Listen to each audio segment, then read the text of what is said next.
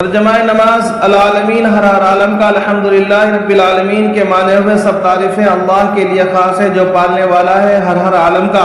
एक सुन्नत कल नमाज में क़िराअत की ये सुन्नतें बयान हुई। फ़जर व ज़ुहर में तिवाल मुफस्सल, असर और इशा में औसात मुफस्सल और मगरिब में क़िसार मुफस्सल और फजर की पहली रकात को तवील करना।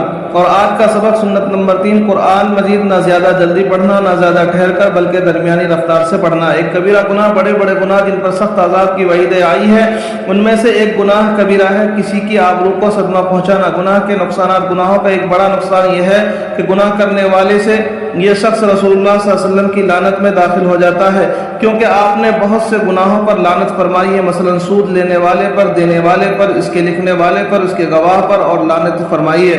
चोर पर और तस्वीर बनाने वाले पर और कौम लूत का अमल करने वाले पर और सहाबा रज़ी अल्लाह अन्हुम को बुरा कहने वाले वगैरह पर।